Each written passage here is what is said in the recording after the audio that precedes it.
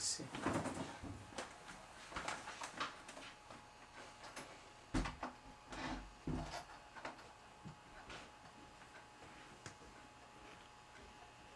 Bon, nous allons commencer notre échange de ce samedi 17 juin 2023. D'abord, j'aimerais accueillir tous ceux qui seront ou qui sont déjà avec nous en ligne.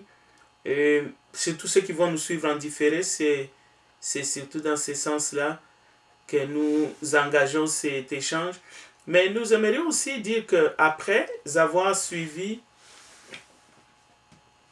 ou écouté le message, vous pouvez toujours nous contacter pour que nous puissions examiner vos commentaires. Vous pouvez nous écrire. Alors, avant de commencer ces sujets qui concernent Jésus-Christ, notre Seigneur, dans son ministère, ici-bas, mais aussi ce qu'il a laissé comme consigne afin que ses disciples continuent à faire et que l'Église aussi est censée faire depuis Pentecôte. Nous allons essayer d'examiner tout ça en bref parce que c'est encore une fois une réponse aux multiples questions qui nous ont été posées. Alors avant de commencer, toujours, nous avons l'habitude, selon les Écritures, de nous remettre entre les mains de notre Dieu. Alors prions ensemble. Tendre Père, nous voici encore ce soir, ce samedi soir, nous approcher de toi, grâce au sang précieux de Jésus-Christ, notre Rédempteur. Toi qui es saint, toi qui sièges dans les lieux très saints, nous ne sommes pas capables d'élever même nos yeux pour contempler ta gloire. Mais par Jésus-Christ, nous nous approchons parce que nous avons soif et nous avons faim d'entendre et de comprendre ta parole. Abreuve-nous de ton esprit et nous prions pour ceux qui vont nous suivre, afin qu'ils puissent comprendre les Écritures, car la foi vient de ce qu'on attend vient de la parole de Christ. Que ton nom soit élevé au milieu de ton peuple. Au nom de Jésus-Christ, nous avons ainsi prié. Amen. Bien. Alors, nous allons simplement continuer l'enseignement que nous avons commencé et qui nous demande de croire à la doctrine de Jésus-Christ et aux enseignements des apôtres. Alors, qu'est-ce que les apôtres nous ont enseigné concernant Jésus-Christ? Précisément, ces miracles alors qu'il était ici-bas sur la terre. Si nous examinons les Écritures, nous allons voir déjà dans Jean chapitre 20, versets 30 à 31, nous pouvons lire que Jésus a fait encore en présence de ses disciples beaucoup d'autres miracles qui ne sont pas écrits dans ces livres, mais ceci est écrit afin que vous croyiez que Jésus est le Christ, le Fils de Dieu, et qu'en croyant, vous ayez la vie en son nom. Alors, Jésus a fait beaucoup d'autres miracles que nous n'avons pas même l'idée parce que ce n'est pas écrit, évidemment. Mais ce qui est là, ce que nous voyons, c'est vraiment pour que nous croyions que lui, il est le Christ et il est le Fils de Dieu. Alors, aucun autre humain sur la terre ne peut prétendre faire des miracles pour le même but. Parce qu'on n'a pas besoin de croire en vous. Même en tant que disciple de Jésus, on n'a pas besoin que tu fasses les miracles pour qu'on croie que tu es le fils et que tu es enfant de Dieu ou que tu es chrétien. Non. Ce n'est pas ce que la Bible enseigne. Alors, nous allons voir d'abord les miracles de Jésus. Après, nous allons comprendre pourquoi est-ce qu'un enseignement clair qui est dans la Bible, ceux qui prétendent être les conducteurs des aveugles, mais aussi ceux qui prétendent être des enfants de Dieu, qui aiment Dieu et qui aiment sa parole, apportent tellement de confusion qu'aujourd'hui, ceux qui sont encore de l'autre côté ne sont même plus à mesure de croire à la parole. Parce qu'il y a tellement de confusion alors que l'enseignement est clair. Alors, nous allons voir d'abord qu'est-ce que Jésus a fait comme miracle durant son séjour, durant son ministère ici-bas. On va citer quelques. D'abord, à Cana, nous savons tous qu'en Galilée, dans la ville de Cana, le commencement des miracles que Jésus fit, il a manifesté sa gloire et ses disciples ont cru en lui. Quand on dit ici ses disciples, ce n'est pas forcément les 12, mais tous ceux qui croyaient en lui, et même ceux qui ne croyaient pas, en voyant le miracle qui se trouve dans Jean chapitre 2, verset 11, ils ont dit, waouh. Alors, mais il y a encore bien d'autres que Jésus a fait. La liste est tellement longue. Par exemple, les 2 aveugles dans Matthieu chapitre 9, verset 27 à 31. Et d'ailleurs, il y a un miracle de cet homme. Plusieurs aveugles ont été guéris. Et il y avait aussi des sourds dans Matthieu chapitre 9, verset 32. L'argent dans la bouche du poisson, Matthieu 17, verset 24 à 27. Un sourd et muet guéri dans Marc chapitre 7, verset 31 à 37. Un aveugle a recouvert la vue dans Marc chapitre 8. Et ça va continuer le miracle des poissons, la pêche miraculeuse, appelez-le comme ça, dans Luc chapitre 5. La résurrection du fils de la veuve, donc le fils de la veuve a été ressuscité dans Luc chapitre 7. L'infirmité d'une femme, une femme qui était infirme pendant plusieurs années, dans Luc chapitre 13. Jésus a guéri cette femme. Un homme hydropique a été guéri dans Luc 14. Les 10 lépreux ont été guéris instantanément. Vraiment, la liste des miracles de Jésus, l'oreille de Malchus, lors de son arrestation, le serviteur du grand roi, il a été guéri instantanément. Et c'est un disciple qui a coupé l'oreille de Malchus. Donc, Pierre. Jésus lui a dit, remets ton épée dans les fourreaux. Celui qui tue par l'épée périra par l'épée. Bon. Nous pouvons continuer. La fille syrophénicienne guérie, 4000 nourris. Il a nourri 4000 personnes sans compter les enfants, femmes. La malédiction sur le figuier, Jésus va maudire un figuier stérile. Les serviteurs paralytiques du centenier, les centeniers avaient la foi. Mais là, nous aimerions quand même apporter une petite précision, ou 2 petites précisions. Il y a des miracles qui... Je crois que vous avez entendu parler de Bartimée. Bartimée a demandé vraiment de l'aide au Seigneur, il a crié au secours, on sait ce qu'il a fait. Aujourd'hui, c'est un sermon qui est devenu vraiment un sermon vedette, c'est-à-dire lorsqu'on parle de Bartimée, les salles sont surchauffées. Bon, l'exemple de la foi de cet homme, c'est une personne qui demande de l'aide parce qu'il a besoin d'être un peu comme tout le monde. Nous avons tous besoin que nous nous portons bien, que nous soyons en santé, tout ce que vous voulez. Mais la foi de Bartimée, ce n'est pas la foi qui va t'amener au ciel. C'est comme quelqu'un qui veut que son entreprise marche bien, ou tout simplement quelqu'un qui veut qu'il soit en bonne santé. On peut voir ici les serviteurs paralytiques du centenier, dans Matthieu 8. Mais Jésus va admirer la foi du centenier. Mais ce n'est pas la foi du centenier, la foi que Jésus va guérir son serviteur qui va amener les centeniers au ciel. Non.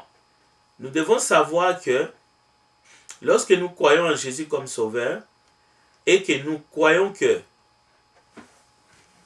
il peut nous sauver de nos péchés et que nous nous approchons de lui en tant que de pécheurs pour qu'il nous pardonne de nos péchés, alors c'est par la grâce de Dieu que nous sommes sauvés par le moyen de la foi.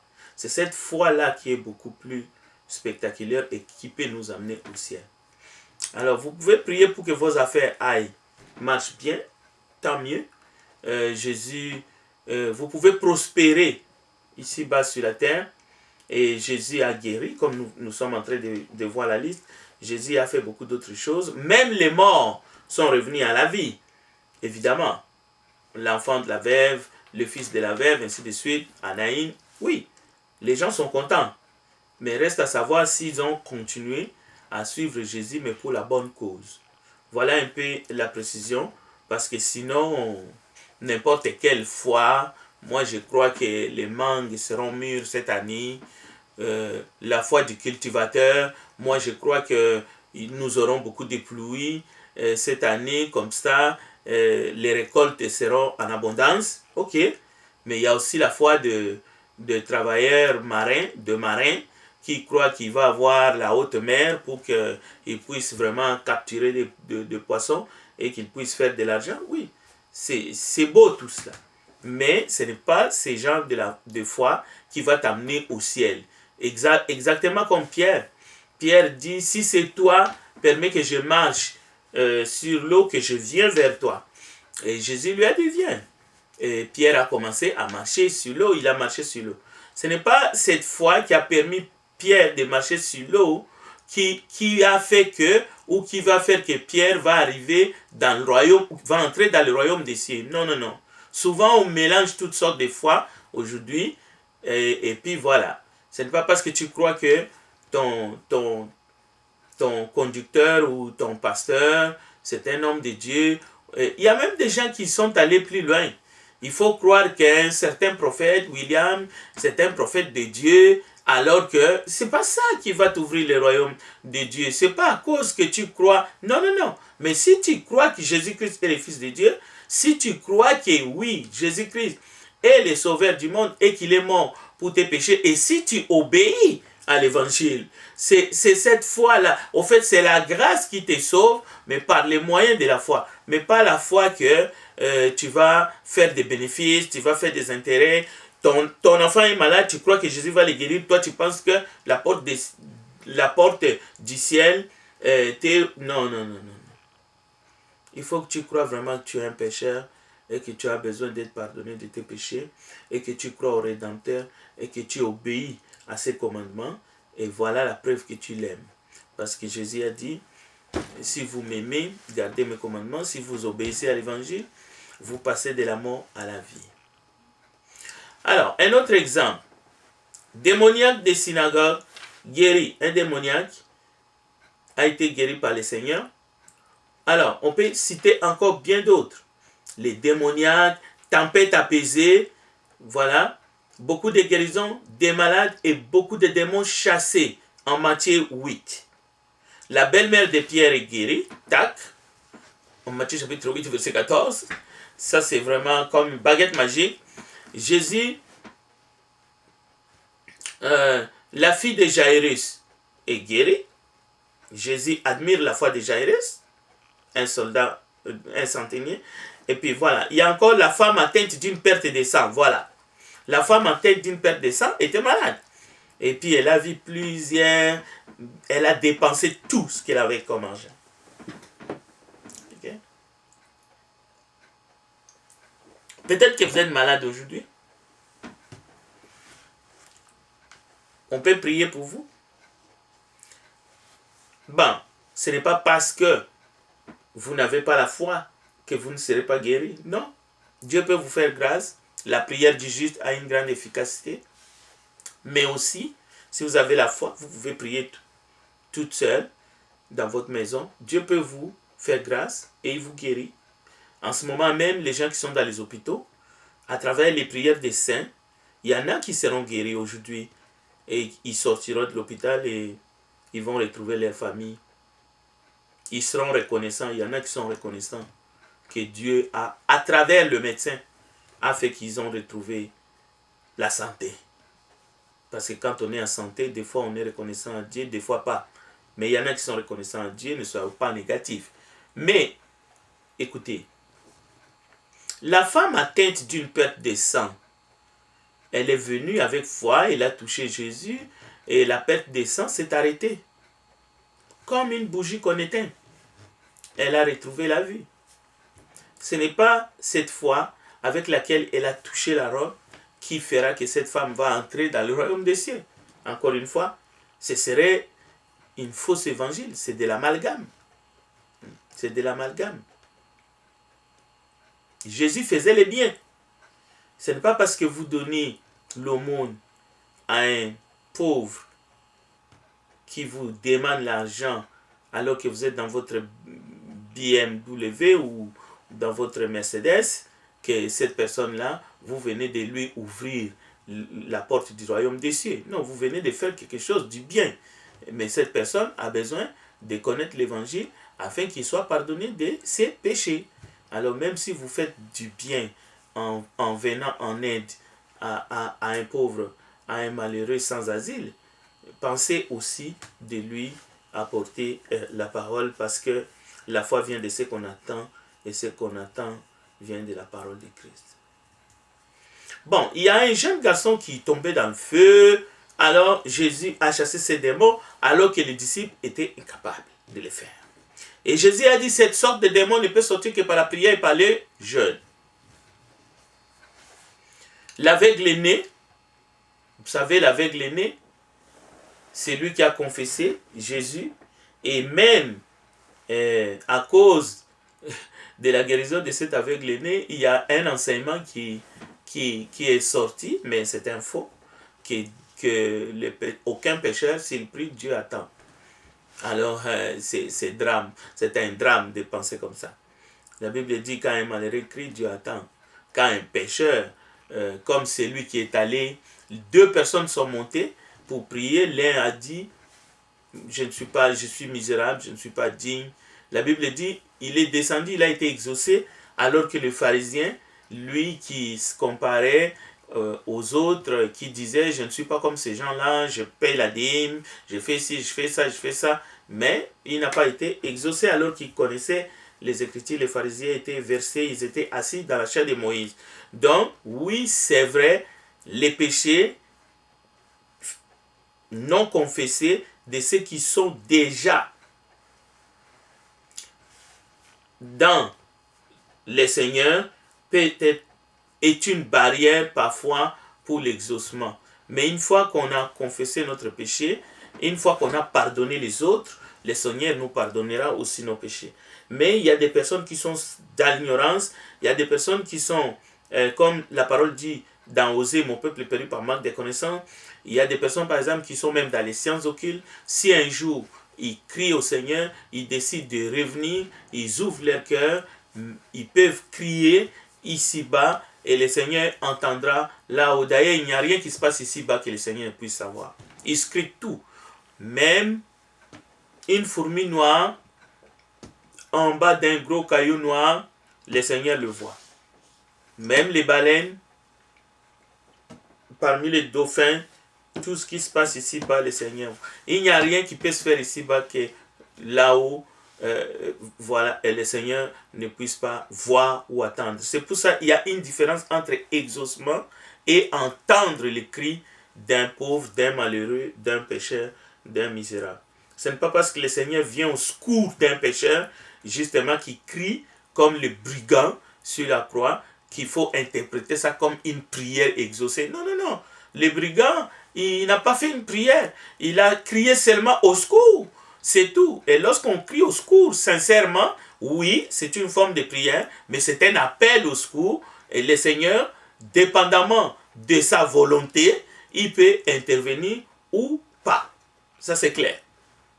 Tout dépend si on a déjà franchi la ligne rouge ou pas du tout. Parce qu'il y a des gens à qui Dieu a tendu la main plusieurs fois, dans plusieurs occasions, ils ont fermé leur cœur, ils ont endurci leur cœur. Dans ces cas-là, nous avons des enseignements où Dieu lui-même peut endurcir encore la personne. Cela veut dire que cette personne-là, même s'il crie, le Seigneur ne peut pas entendre. C'est ce qu'Ésaïe dit. Il dit que ce sont vos péchés qui mettent une barrière entre vous et Dieu. Donc, ainsi de suite. Mais cela ne veut pas dire que tout pécheur, n'importe qui, ici-bas, s'il n'est pas encore baptisé au nom de Jésus-Christ pour le pardon de ses péchés, boum, rien de ce qu'il dit, rien de ce qu'il fait, aucune parole qu'il peut dire, Dieu peut écouter et intervenir à sa faveur. Non, c'est vraiment un enseignement qui est complètement erroné. D'ailleurs, c'est un non-sens. Alors, maintenant, arrêtons-nous ici sur le miracle de Jésus.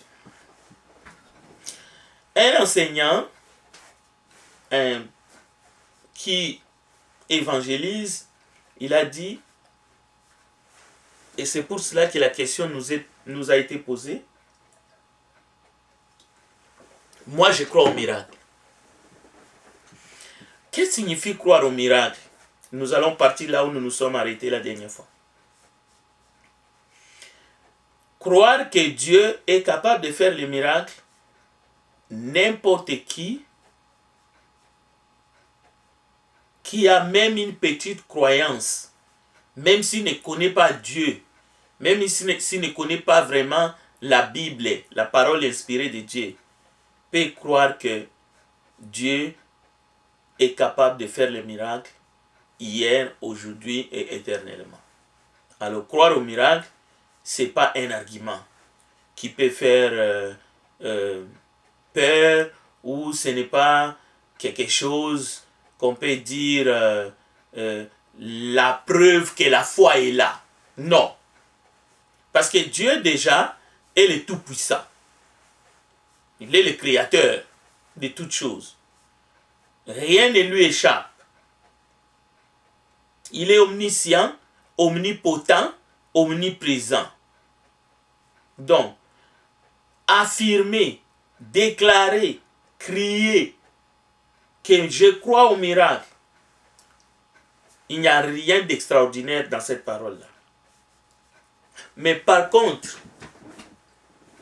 disons-le de manière claire, qu'il fut un temps, comme nous venons de voir, Jésus était ici-bas sur la terre, il a fait des miracles, la liste est longue. Et d'autres miracles qu'il a fait, nous ne les connaissons même pas parce que ça ne se trouve pas dans la Bible. Alors, le même Seigneur, Jésus, donc il faut faire la différence entre le miracle de Jésus-Christ et les miracles faits par ses disciples. Mais comment est-ce les disciples de Jésus sont arrivés à faire des miracles? Non, lorsque Simon et son frère, ou les enfants de Zébédée, qui avaient une entreprise de pêche, travaillaient avec leur famille, ces gens-là ne faisaient pas de miracles. On ne peut pas dire que le jour où ils capturaient des gros poissons, c'était un miracle. Mais on sait qu'un jour, Jésus s'est approché de la barque, ils ont attrapé 152 gros poissons alors qu'ils ont travaillé toute la nuit sans rien prendre. Et même Pierre s'est exclamé, il a dit, Seigneur, n'approche pas de moi car je suis un homme pécheur. La Bible nous dit, Pierre s'est jeté dans l'eau parce qu'il était nu. Là, c'est un miracle.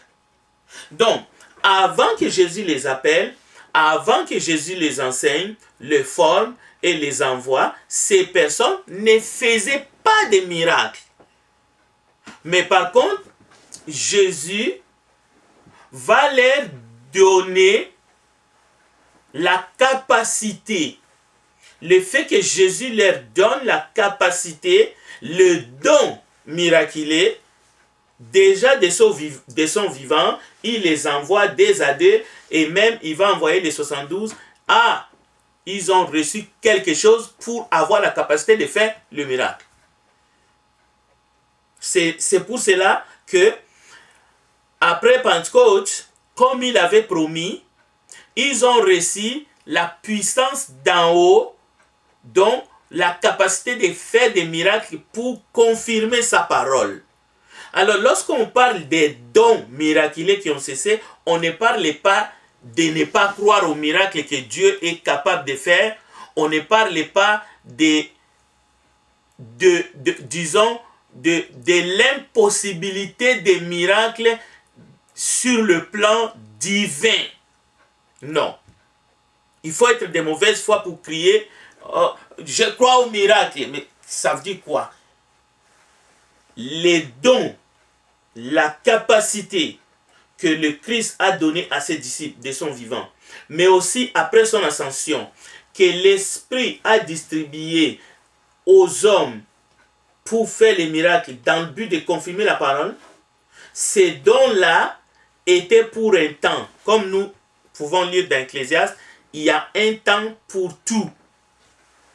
Il y a un temps pour tout. Avant que Jésus les appelle, ce n'était pas le temps pour eux de faire des miracles. Ils n'en avaient pas la capacité. Mais lorsque Jésus les appelle, il les forme, ils écoutent les enseignements de Jésus, Jésus va les doter de cette capacité-là. Mais est-ce que lorsque les disciples de Jésus sont envoyés 2 à 2 et qu'ils reviennent, même les 70, ils reviennent, quand ils ont dit à Jésus, même les démons nous sont soumis. Jésus leur dira, non, ne vous réjouissez pas parce que les démons vous sont soumis. Réjouissez-vous parce que vos noms sont écrits dans le livre de vie. Maintenant, pendant que, en ces temps-là, et ils étaient à côté de Jésus, Jésus les a envoyés. Est-ce que nous avons un texte où les femmes qui suivaient Jésus étaient aussi en train de faire les miracles au même moment que ces disciples-là? Non. Cela veut dire, je ne suis pas en train de dire que les femmes n'ont jamais reçu le don de faire des miracles. Mais dans les textes bibliques, c'est seulement ces disciples qui ont été envoyés et qui sont revenus que les démons leur étaient soumis. Plus loin, nous voyons dans les actes des apôtres, les fils de Séva, lorsqu'ils essaient de chasser les démons les poursuivent, les attaquent et même les agressent et ils ont fui nus. Pourquoi? Parce qu'ils n'étaient pas dotés des capacités de faire les miracles. Donc, il y a un temps pour tout. Ça veut dire quoi? Dans Coëlée, chapitre 3, verset 1 à 15, il est dit, il y a un temps pour planter, un temps pour arracher, un temps pour donner la vie et un temps pour mourir, un temps pour tuer et un temps pour guérir, un temps pour détruire et un temps pour construire. Donc, il y avait un temps où Dieu a doté justement les humains et pas n'importe lesquels. Les disciples, ceux qui avaient cru, selon Marc chapitre 16, voici les miracles qui accompagneront ceux qui auront cru. Pas tous les humains, ce n'est pas tous les chrétiens en général. Non, parmi les disciples, même parmi les apôtres, ceux qui auront cru, il y a des miracles qui devraient les accompagner. Mais c'était pour un temps. Lorsque nous disons que ces dons-là, c'est ces dons-là, y compris d'autres dons, bien sûr, que nous verrons, tels que la prophétie, les langues et l'interprétation, c'était pour un temps. Bon, prenons l'exemple.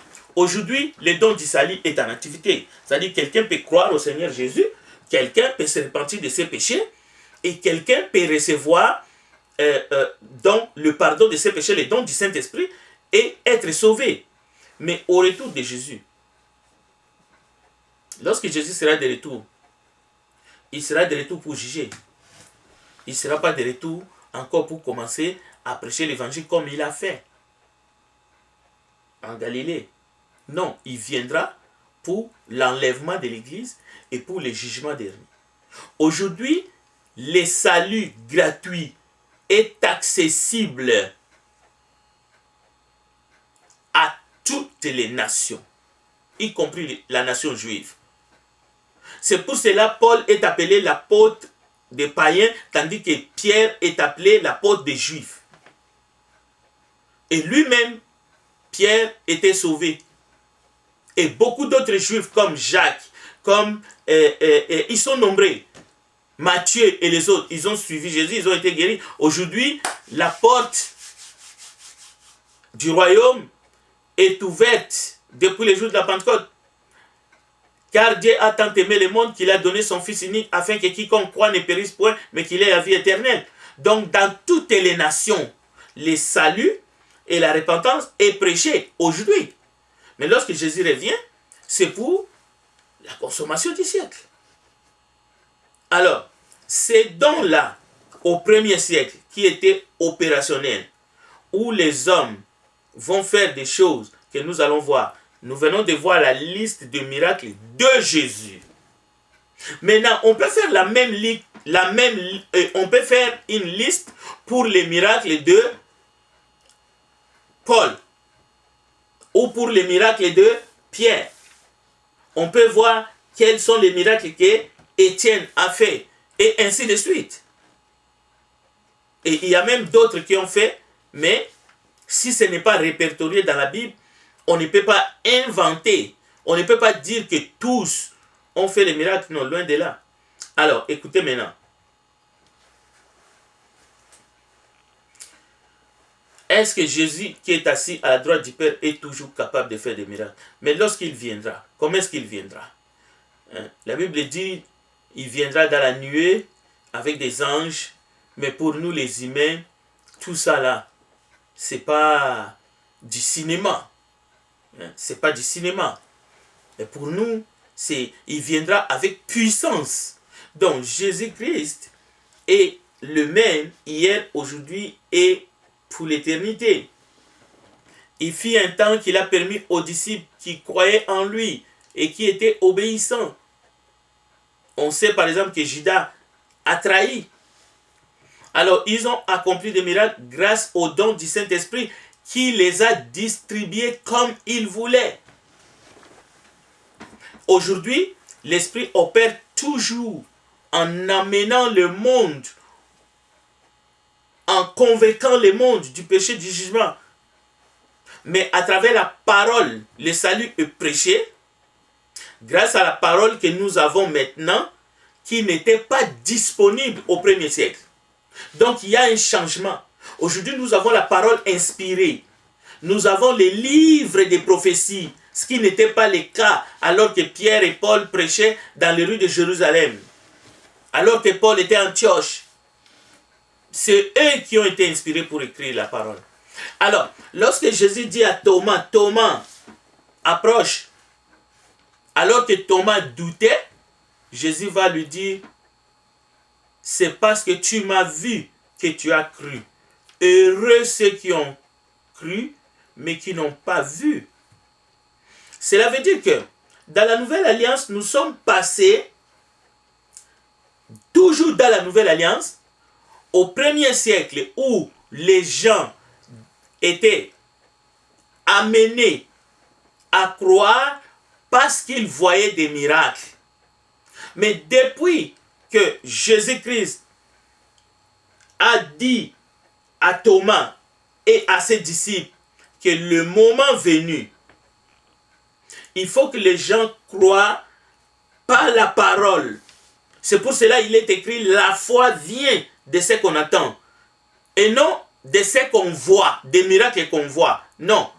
Si toi, ta foi vient des miracles que tu vois, tu suis un autre Jésus. Ça pourrait être un bar Jésus.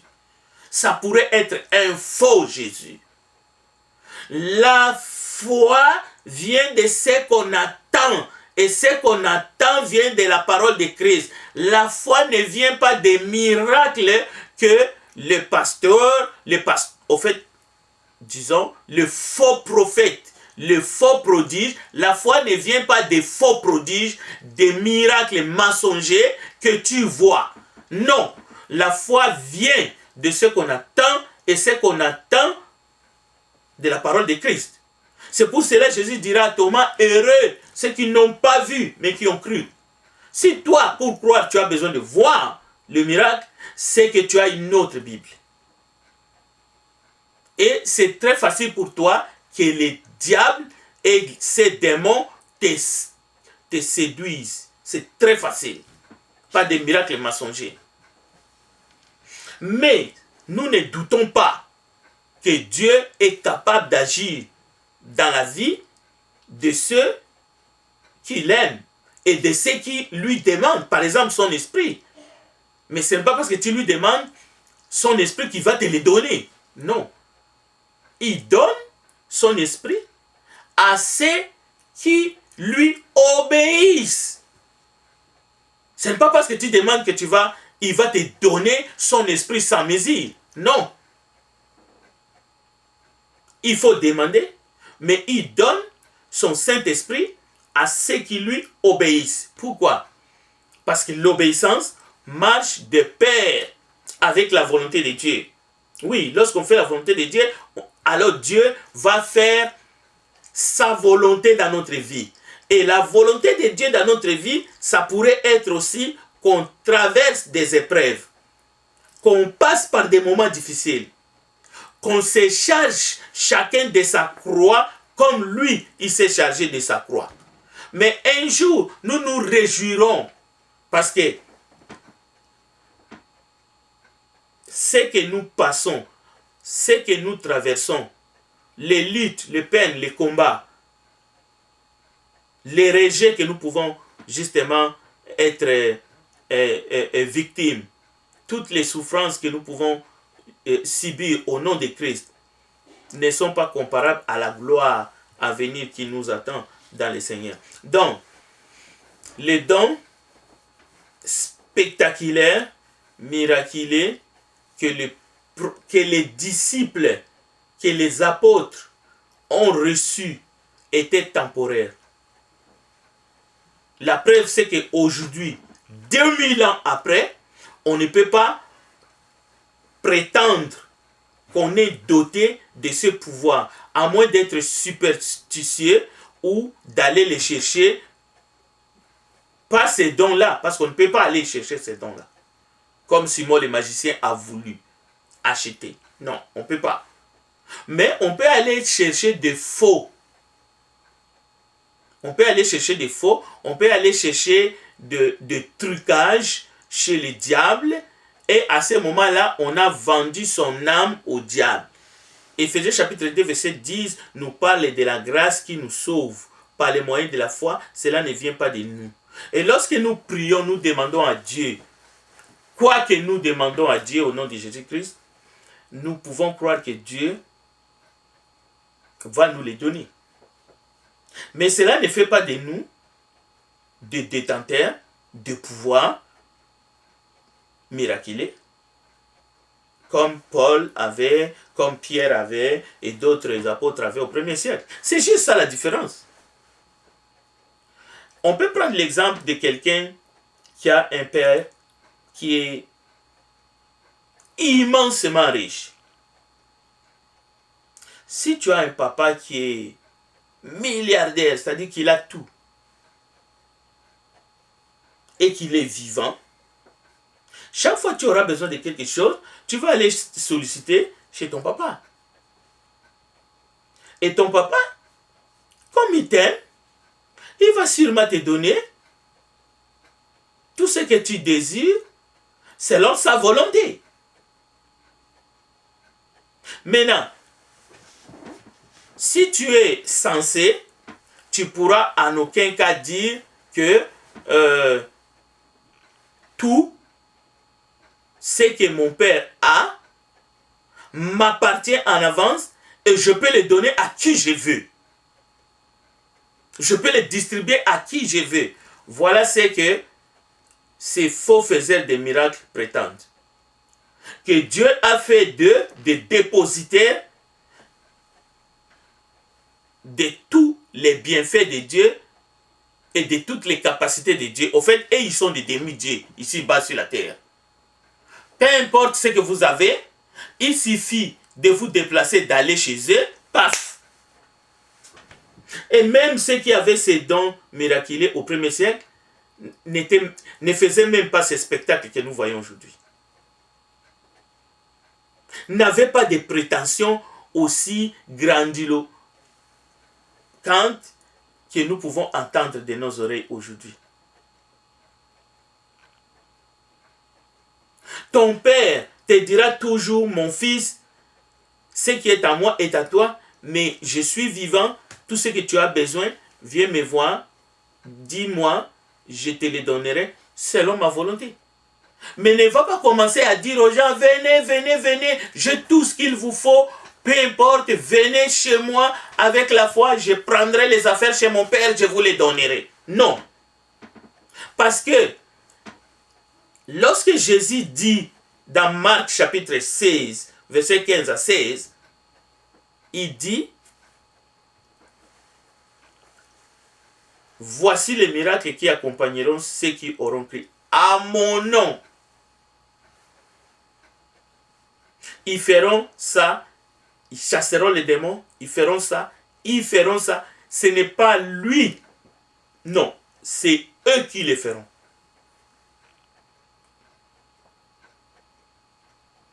Mais en plus de cela, lorsqu'il envoie les disciples dans les évangiles, il leur dit, guérissez les malades, purifiez les lépreux, donnez gratuitement, car vous avez ressuscité les morts, donnez gratuitement, car vous avez reçu gratuitement.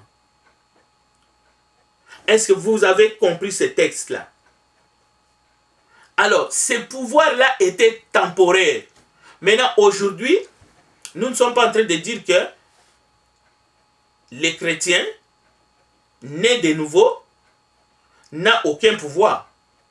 C'est-à-dire, n'a pas reçu quelque chose. Non, le Saint-Esprit distribue des dons pour l'utilité commune, comme il le veut, mais pas pour faire du spectacle et essayer de dire aux gens que nous sommes des détenteurs. Nous pouvons changer l'eau en vin, nous pouvons mettre de l'air dans nos roues des autos miraculeusement, nous pouvons ressusciter les morts. Non, non, non, non, non. Ça, c'est quel évangile? Ça, c'est quel évangile? C'est quel évangile? Une veuve qui a perdu son fils ou sa fille, tac, tu arrives là, boum, tu fais ressusciter le fils ou la fille. Un frère, quelqu'un a perdu sa maman, ou bien quelqu'un a perdu je sais pas moi, sa cousine, toi tu viens parce que tu es chrétien, boum, tu ressuscites la personne. Est-ce que c'est sérieux? Il y en a de ces faux prophètes, d'ailleurs, encore là aussi on verra, qui vont chercher l'argent dans la bouche du poisson. Hein? Ils sortent maintenant les $1 ou bien $100, ils ouvrent leur portefeuille magique, ils disent que... Mais dis donc... Depuis quand le Seigneur a dit aux chrétiens de sortir le dollar américain ou bien le euro, 100 euros, vous devez le sortir dans la cuisse d'une jeune dame, ou bien vous sortez les roubles russes dans le ventre d'un croyant. Mais c'est du n'importe quoi. Écoutez, on a tout entendu, on a tout vu, mais vous êtes des sorciers. Il faut arrêter parce que vous rendez les gens incrédules. Ce n'est pas l'évangile. Ne les écoutez pas, ne les suivez pas, parce que vous allez perdre votre âme. Les vrais miracles, le Dieu du ciel n'a pas besoin de doter les humains de ces capacités-là éternellement. Il sait que ça va créer plus de confusion. C'était pour un temps, pour confirmer. Jésus voulait montrer sa gloire. Il a fait des miracles. Il a donné aux disciples cette capacité alors que la parole écrite n'était pas encore complétée et c'était pour un temps. Aujourd'hui, il y a des dons qui sont là en activité. Contentons-nous de cela. Les discernements, par exemple, il ne s'agit pas de discerner les choses dans la vie des autres et puis diviser les familles. Dieu m'a montré que dans votre famille, il y a un sorcier ou Dieu m'a montré que quelqu'un va mourir. Non, non. Examinez toutes choses. Retenez ce qui est bien. Ne vous laissez pas séduire. Que quelqu'un ne vous apporte pas une parole qui est une parole mélangée. Grâce aux Écritures, vous pouvez distinguer la vraie parole et un message qui est dilué. Ça s'arrête là. Vous n'avez pas besoin d'aller voir comme avec un microscope dans le corps de votre condisciple ou de votre prochain. Dieu ne nous demande pas d'aller voir dans les corps, d'aller voir les éléments qui se trouvent dans les intestins d'une personne. Non, ça c'est un esprit diabolique. Nulle part nous voyons un disciple aller regarder dans le corps humain pour dire on vous a mis quelque chose dans les intestins, dans les gros intestins. Non. Dieu ne nous a pas demandé de faire ces choses-là. Alors, donc, la guérison divine, lorsqu'on a prié, nous laissons, nous sommes pas à la merci, mais nous sommes soumis à la providence divine. Et lorsque nous prions, nous demeurons dans la foi que Dieu est capable de nous guérir. Dieu est capable même de se servir des médecins pour que nous puissions retrouver la santé. Et lorsque nous retrouvons la santé, nous sommes reconnaissants à Dieu et nous le témoignons. Mais la souffrance, ce n'est pas un sujet de révolte chez l'enfant de Dieu, c'est lui qui marche par la foi. Non.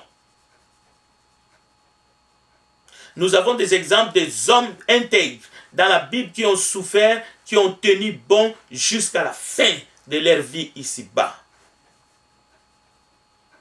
Même Adam était malade.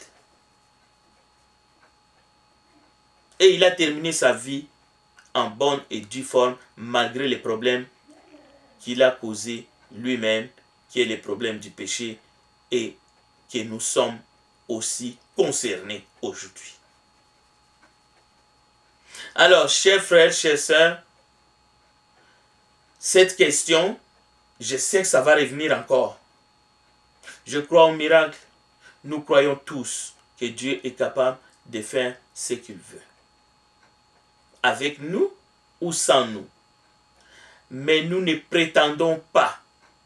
Nous ne voulons pas donner de faux espoirs aux gens. En disant que Dieu nous a dotés de capacités surnaturelles, que les gens doivent venir dépendre de nous parce que nous avons des pouvoirs miraculeux pour résoudre tous les problèmes ici-bas. Si c'était le cas, alors nous aurions moins de problèmes ici-bas sur la terre. Mais vous savez que nous avons plus de problèmes. Ce n'est pas parce que Dieu nous a abandonnés, c'est à cause de nos choix. C'est à cause de nos mauvais choix. C'est à cause du péché de l'homme. Mais Dieu veut que nous allions vers lui en nous abaissant, en nous humiliant par la foi. Et ce que Dieu nous propose, ce n'est pas la solution de nos petits problèmes ici-bas sur la terre. Dieu nous propose le ciel, ni plus ni moins. Jésus nous propose, là où il est, que nous puissions aussi y être. Voilà la promesse de Jésus, c'est la vie éternelle. Ce n'est pas tout ce qu'on vous dit. Le voyage, le mariage, les ceci, cela, la guérison, une maison, un bateau, un chien. Non, c'est pas ça. Dieu nous propose mieux encore. C'est la vie éternelle. C'est le pardon des péchés. C'est l'héritage avec les saints. Alors, accrochons-nous à ces choses et ne vous limitez pas. Surtout, n'écoutez pas. Il est ici, il est là. Venez, le miracle, vous voyez, ainsi de suite. Vous apportez des dons, vous apportez le peu que vous avez. Même l'argent du loyer, vous allez leur donner. Ce sont des gourous. Alors, ne les suivez pas, ne les écoutez pas. cessons de menteurs. Restez fermes, persévérants, aimez Dieu, aimez sa parole. Et si vous demeurez en Christ, vous serez affranchis. Nous allons terminer par une petite prière pour que Dieu puisse nous réconforter et consolider encore notre foi. Nous te bénissons, notre Dieu, toi qui vis et qui règnes au siècle des siècles. Toi qui es capable d'agir au-delà de ce que nous demandons et pensons. À toi seul soit la gloire d'éternité en éternité. Au nom de Jésus-Christ, nous avons ainsi prié. Amen. Que Dieu vous bénisse.